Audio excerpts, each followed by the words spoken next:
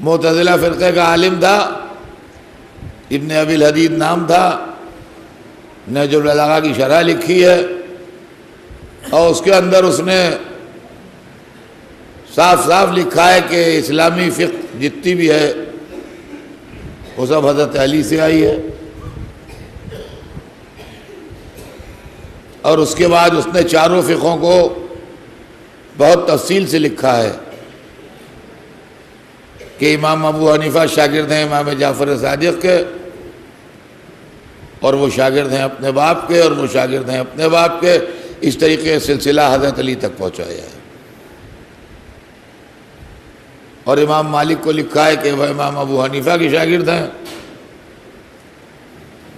اور امام شافعی کو لکھا ہے کہ وہ امام مالک کے شاگرد ہیں، اور احمد بن حنبل کو لکھا ہے کہ وہ شاگرد ہیں شافعی کے،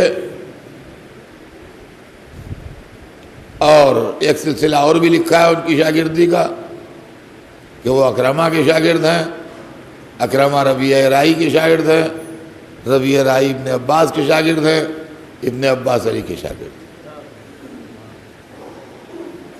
تو عزیزان گرامی یہ سب وضاحت کے ساتھ لکھا ہے۔ تو ہمارے 5ویں امام اور 6ٹھے امام، ان کے زمانے میں فقہیں جو تھیں وہ کمپائل ہوئیں، اور 5ویں امام کے آخر دور سے بنی امیہ پر زوال شروع ہوا، اور جلدی جلدی ان کے بادشاہ بدلنے لگے، اور ان کی حکومت میں کمزوری کے آثار نمودار ہونے لگے، اور بنی عباس کا پولیٹیکل پروپیگنڈا شروع ہو گیا بنی امیہ کے خلاف شہادت حسین کے سلسلے میں۔ عزیزان گرامی، بنی عباس تاریخ کے اندر جو ہیں بنی امیہ کے بعد یہ بھی پولیٹیکل لوگ تھے۔ انہوں نے شروع میں اپنے محبت اہل بیت کا دم بھرا، لیکن اہل بیت کا نام انہوں نے پولیٹیکل پرپس سے استعمال کیا، اہل بیت کا نام آخرت کے لیے نہیں استعمال کیا، نام حسین سیاست کے لیے استعمال کیا۔ حسین مظلوم شہید ہوئے، انہوں نے سارے ملک میں پروپیگنڈا کیا، لیکن پروپیگنڈے کا مطلب یہ نہیں تھا کہ ان کو حسین کی مظلومی سے کچھ لینا دینا تھا، ان کو بنی امیہ کو حسین کو مظلوم کہہ کے ہٹانا تھا، لہذا انہوں نے حسین کی مظلومی کا پروپیگنڈا کیا، اور جگہ جگہ بنی امیہ کو نقصان پہنچانے کے لیے انہوں نے تحریکیں چلائی۔ یہی وہ زمانہ تھا جب بنی امیہ اور بنی عباس کی آپسی کشمکش تھی، اور امام کو تھوڑا سا موقع ملا جو آپ نے تبلیغ دین کی۔ تو 6ٹھے امام کو جو تھوڑا سا موقع مل گیا وہ اسی لیے مل گیا کہ بنی امیہ اور بنی عباس آپس میں لڑ رہے تھے، اس لیے 6ٹھے امام کو تھوڑا موقع ملا، اور آپ نے دین کی تبلیغ کی۔ بہتری چیزیں پولیٹیکل ہیں، ان میں سے لفظ بنی عباس بھی پولیٹیکل ہے۔ اب کہیے کیسے؟ یہ بھی سن لیجیے آپ کہ بنی عباس کا لفظ پولیٹیکل ہے، یہ نام پولیٹیکل ہے۔ ایک آدمی کا پردادا جو تھا وہ گورنر تھا،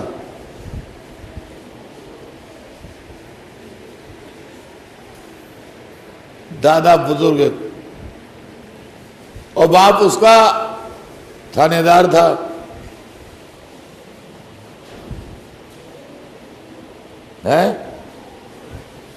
تو اگر وہ ناز کرے تو کس پر ناز کرے؟ باپ کی تھانے داری پر کہ دادا کی گورنری پر؟ آپ بتائیے۔ بھائی جو بڑا عہدہ ہوتا ہے اس پر ناز کرتا ہے آدمی، چھوٹے مرتبے پر تو ناز نہیں کرتا۔ عباس کس کے بیٹے ہیں؟ عبد المطلب کے۔ عبد المطلب کس کے بیٹے ہیں؟ ہاشم کے۔ ہاشم اور عبد المطلب دو اتنے بڑے نام ہیں، یہ غور سے سنیے گا، ہاشم اور عبد المطلب دو اتنے بڑے نام ہیں کہ بعد میں اس گھر میں نبوت بھی آئی، رسالت بھی آئی، امامت بھی آئی، ولایت بھی آئی، مگر یہ دونوں نام اپنی جگہ رہے۔ رسول نے بھی فخر کیا کہ میں ہاشمی و مطلبی ہوں، اور علی نے بھی کہا کہ میں ہاشمی و مطلبی ہوں۔ تو باوجود اس کے کہ اس خاندان میں رسالت و امامت و نبوت و خلافت سب آئی، مگر ہاشم اور عبد المطلب کے نام چمکتے رہے۔ عباس ہاشم کے پوتے تھے، تو آل عباس نے اپنے کو بنی ہاشم کیوں نہیں کہا جو بنی عباس کہا؟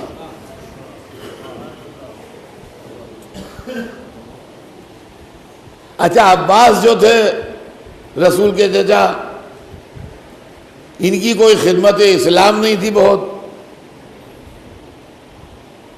کہ نصرت رسول کی ہو، حضرت حمزہ کی طرح شہید ہوئے ہوں، یا حضرت ابو طالب کی طرح پالا ہو رسول کو،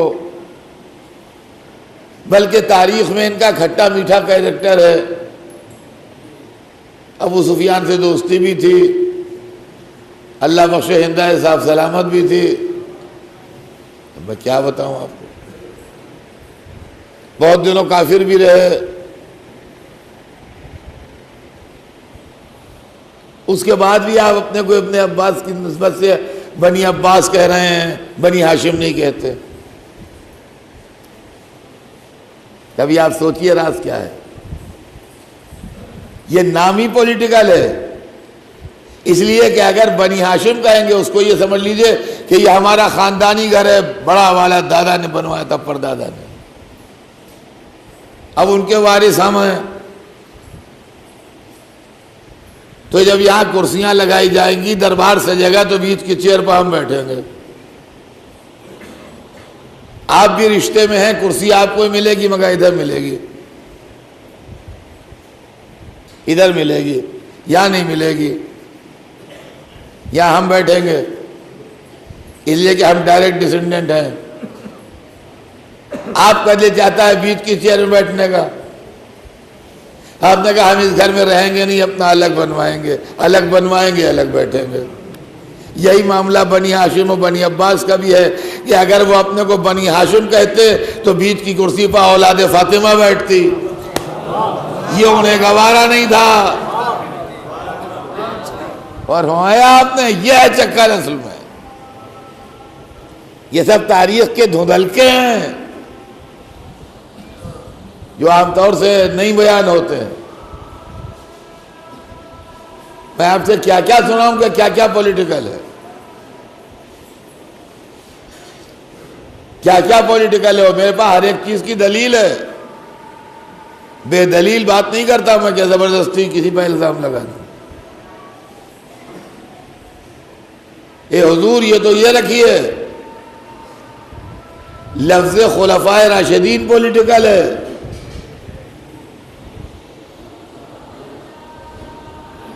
جو ساری دنیا میں پاپولر ہے۔ پہلی صدی ہجری میں اس کا کوئی وجود نہیں تھا، نہ کسی کے دماغ میں خلافت راشدہ کا تصور تھا۔ خلافت راشدہ کا تصور پیدا کیا بنی عباس نے۔ اب کہیں یہ کیا کہتے ہیں آپ؟ جتنی روایتیں گڑھوائی گئیں، جتنے حدیثیں تیار کی گئیں، سب بنی عباس کا کام ہے۔ خلافت راشدہ سے بنی امیہ کا ایک نئے پیسے برابر تعلق نہیں ہے، یہ سارا کام بنی عباس کا کیا ہوا ہے، اور یہ سارا کھیل پولیٹیکل ہے۔ سنیے وہ بھی کیا ہے، آج کہہ دیجئے زور سے تو آستینیں الٹ جائیں گی۔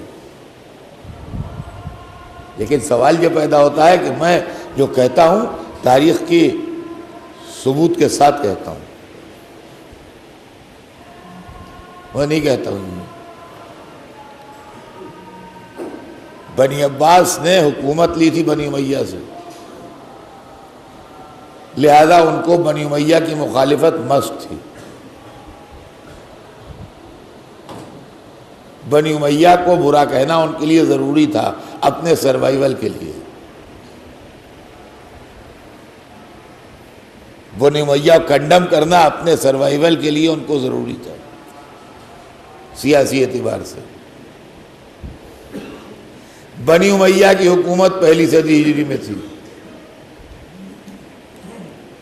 لہذا ان کو بنی امیہ اور رسول کے بیچ میں گیپ لگانا تھا،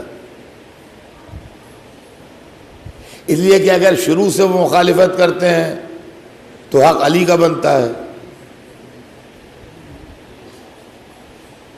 جہاں سے ہم الگ ہوئے ہیں اگر وہاں سے آتے ہیں وہ تو حق علی کا بنتا ہے، تو ان کا کوئی رائٹ نہیں ہے۔ اور اگر یہ پہلے والوں کو سب کو صحیح کہتے ہیں تب بھی یہ جاتے ہیں کہ وہ صحیح تھے تو آپ نے حکومت کیسے لی، لہذا علی کا حق بھی نہ بنے، لہذا ایک چھوٹا سا پیریڈ صحیح بھی رہے، بات کو غلط کر دو تاکہ اپنا جسٹیفیکیشن ہو جائے۔ سمجھے آپ پولیٹیکل کھیل؟ عزیزان گرامی اس کو کبھی سوچا کیجئے۔ روایتی انداز میں مجلس تو ہم سن لیتے ہیں الحمدللہ، لیکن مجلس ایک مدرسہ بھی ہے اور بہت کچھ ہم کو دیتا ہے، ہسٹری دیتا ہے، بہت چیزوں کی تعلیم دیتا ہے۔ پولیٹیکل پیچ آپ کی سمجھ میں آیا کیا ہے؟ اپنے سروائیول کے لیے، اپنے زندہ رہنے کے لیے، اپنی حکومت اسٹیبلش کرنے کے لیے بنی امیہ کو برا کہنا ضروری ہے۔ اگر وہاں تک برا کہتے چلے جائیں گے تو خود نوویئر ہو جائیں گے، لہذا بیچ میں خلافت راشدہ کا گیپ دو کہ وہ ٹھیک تھی یہ غلط تھے پھر ہم صحیح ہیں۔ سمجھے آپ؟ اس لیے انہوں نے خلافت راشدہ کا تصور قائم کیا۔ اب اس کے لیے حدیثیں گڑھوائی اور روایتیں گڑھوائی اور کیا کیا ہوا اور کیا کیا ہوا اسلام میں، ایک طومار مچا ہوا ہے جو کچھ ہوا۔ عزیزان گرامی اب دلیل سن لیجئے، آپ دلیل سنیے تاکہ کسی کے دل میں کھٹکا نہ رہے کہ یہ تو خطابت ہے جو ممبر پہ جہاں کہہ دیا۔